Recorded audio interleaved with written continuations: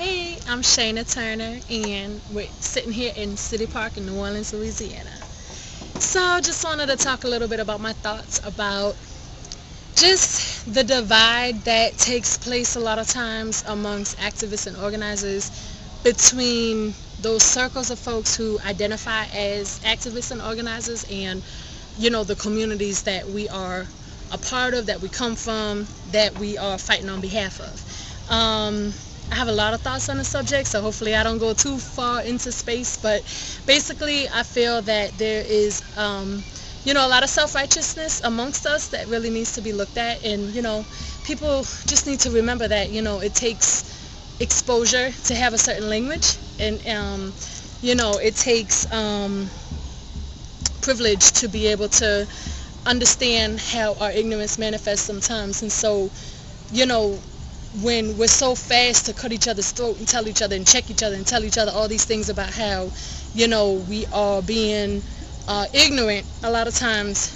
we are dividing ourselves from folks, just everyday working folks that we come from, that we are supposed to be down for and fighting for and living for and working for. So it's real frustrating to me, and I went through a period where I didn't want any association with the title of organizer or activist, because I felt like in my community that I come from, which is a working class inner city community, I felt like there was definitely a lot of taboo around those titles, where that meant that if somebody was coming in and was in some ways superior to the community, because they had a lot of rhetoric and whatnot. And so a lot of the things that we talk about, is very valid and it's very real, but sometimes we're just a little bit self-righteous with how we come off to people. So just remember your auntie or your mama or your neighbor, your sister, your cousin, the person that you sat next to in high school.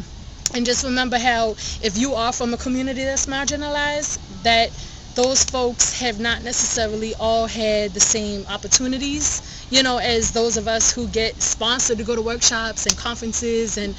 all these things that sharpen our ability to articulate the oppression that's going on. And also that sometimes the ways that we articulate what's going on puts us in a bubble and actually separates from folks that's on the front line, that's getting beat down by the police, that's getting targeted by these institutionalized policies and practices. So we just have to remember to just be human, and not in this kumbaya way. I'm not trying to trust and believe, I'm not coming on that level, but just in the sense of not being superior. We have to check our internalized superiority. It is some rampant shit amongst activists and organizers, and it's been a process, that I've had to engage in myself to really separate myself from that. So I say it from love, I say it from the heart, that it's just important for us to check ourselves when we start to feel like, we're know-it-alls, or that because we have certain access to certain language building skills and certain analysis building skills, that does not mean that we understand things better, and it does not mean that we treat people better every day, because you can have all the right words and treat the person who is serving you something at a store, the clerk, the waiter, the person who opens the door for you,